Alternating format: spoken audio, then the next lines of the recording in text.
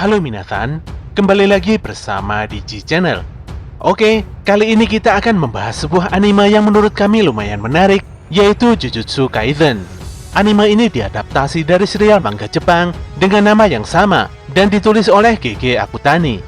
Bercerita tentang seorang siswa SMA yang bernama Itadori Yuji.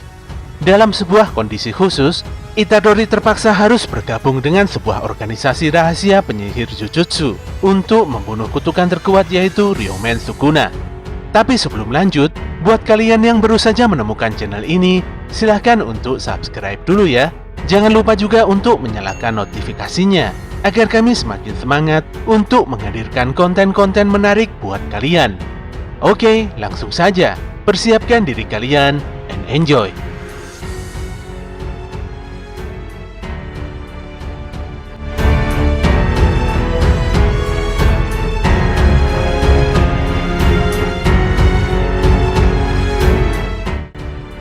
Di awal film, kita semua akan diperlihatkan sosok pemuda SMA yang bernama Itadori Yuji. Dia tengah duduk di sebuah kursi dan mulai sadar dari pingsannya. Saat itu, di hadapannya nampak seorang pria yang bernama Gojo Satoru. Gojo sendiri adalah seorang guru yang mengajar murid kelas 1 di SMA Jujutsu. Sebenarnya, Itadori tidak memahami apa yang dikatakan oleh Gojo. Dia pun tersentak ketika mengingat kondisi para seniornya yang sedang dalam bahaya besar. Saat itulah, Itadori menyadari kalau dirinya tengah diikat dan berada di ruangan sempit dengan banyak sekali segel kutukan. Gojo berkata kalau saat ini bukanlah waktu yang tepat untuk mengkhawatirkan orang lain. Dan entah bagaimana caranya, disinilah kematian Itadori sudah ditetapkan. Scene pun kembali flashback beberapa hari sebelumnya, di mana Itadori saat itu sedang berada di rumahnya.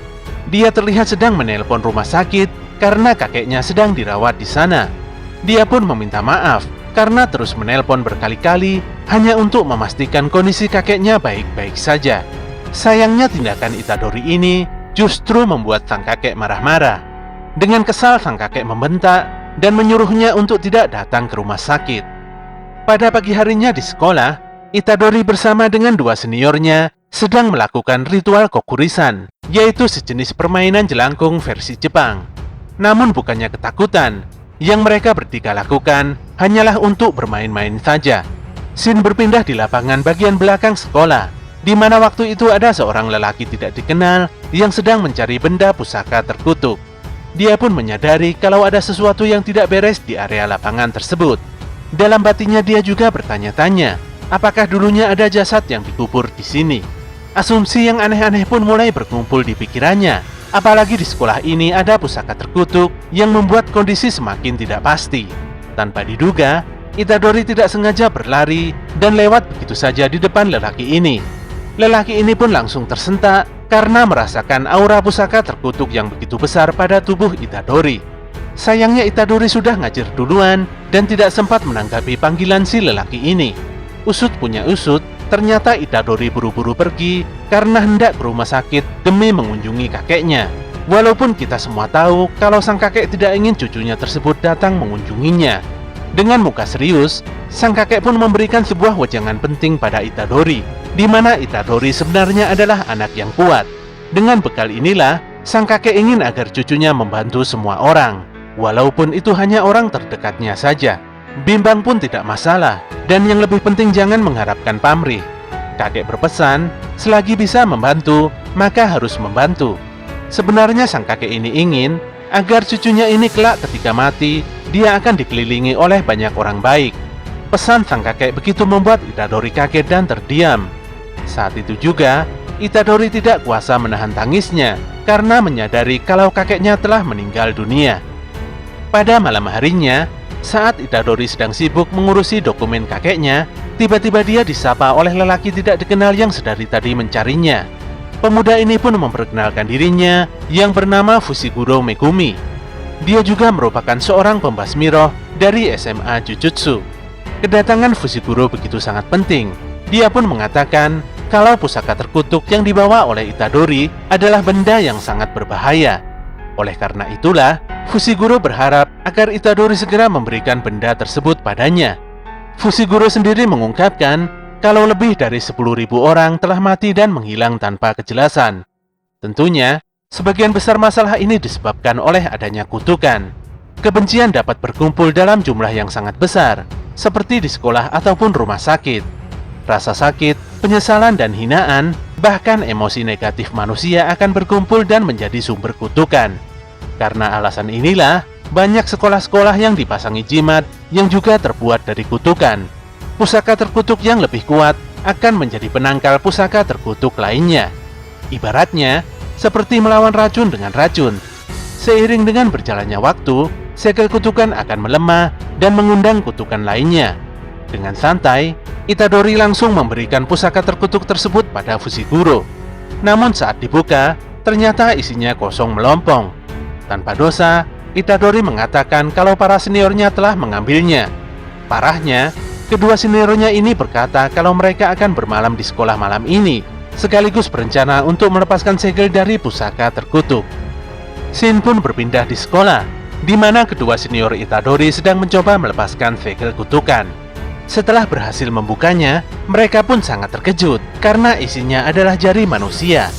Saat itulah, tiba-tiba lilin di ruangan mereka langsung padam, dan terlihat sosok yang begitu menyeramkan mendatangi mereka berdua. Itadori dan Fushiguro yang telah sampai di depan gerbang sekolah pun merasakan tekanan yang sangat luar biasa. Fushiguro meminta agar Itadori menunggunya di luar saja. Di dalam sekolah, Fushiguro berusaha lari dengan cepat karena mengetahui kalau segel pusaka kutukan telah terlepas. Dalam perjalanannya, banyak sekali sosok kutukan yang menghadangnya. Dia pun terpaksa mengeluarkan sosok roh kutukan miliknya, yaitu anjing suci yang berwarna hitam dan putih. Ketika telah sampai, Fushiguro menjadi kebingungan karena agak terlambat dan merasa tidak sempat menolong.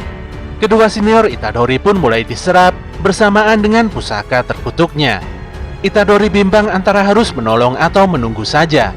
Dia pun teringat pesan kakeknya sebelum meninggal. Hal inilah yang membuatnya bergegas untuk memasuki sekolah dengan cara menendang kaca jendela. Dia pun dengan sigap mendaratkan pukulan kuatnya pada sosok kutukan demi menolong kedua seniornya. Kesempatan ini pun dimanfaatkan oleh Fushiguro untuk menghancurkan sosok kutukan tersebut dengan roh miliknya.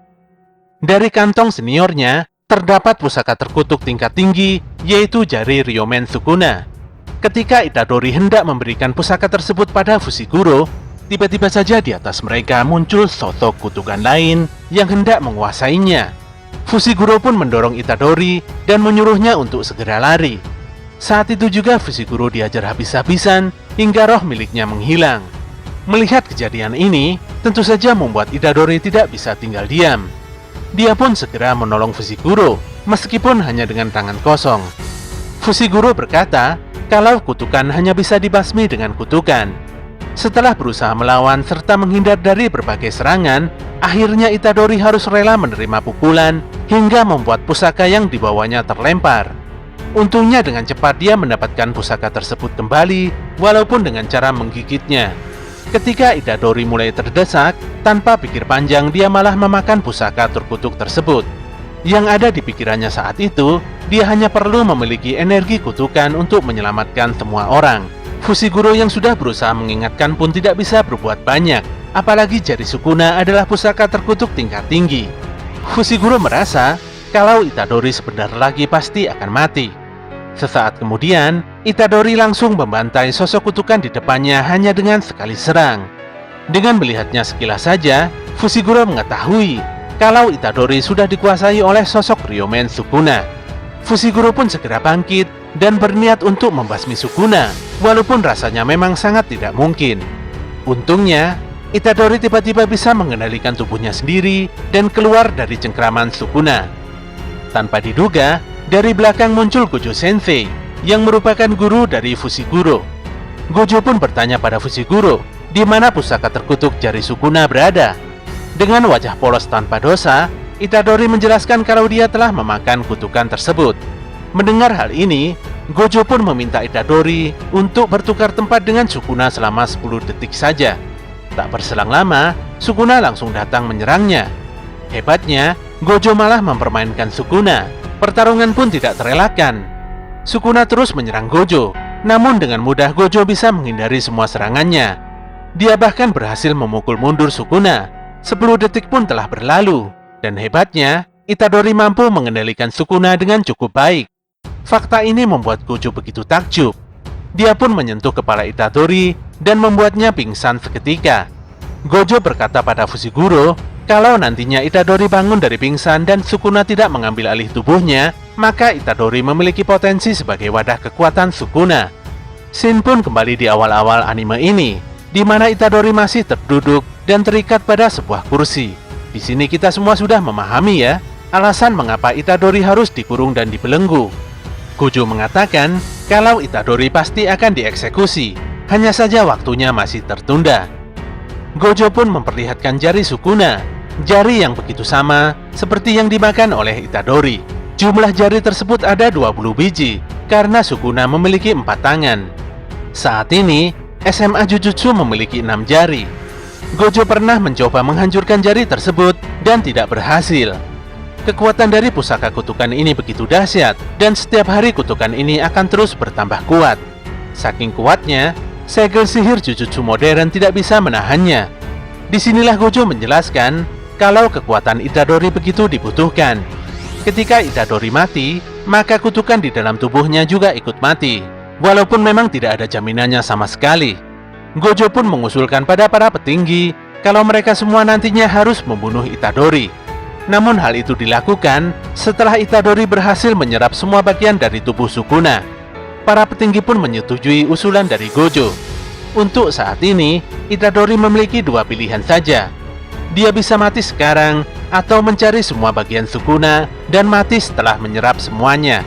Scene pun berpindah di tempat kremasi. Itadori terlihat sedang mengumpulkan abu milik kakeknya.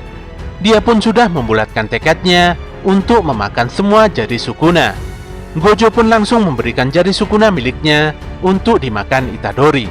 Setelah memakannya, memang ada perubahan dalam tubuh Itadori.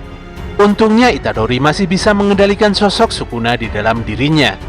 Hal ini pun membuat Gojo tersenyum karena dugaannya benar. Bukan hanya toleransi fisik, tapi Itadori juga mampu mengendalikan Sukuna tanpa masalah.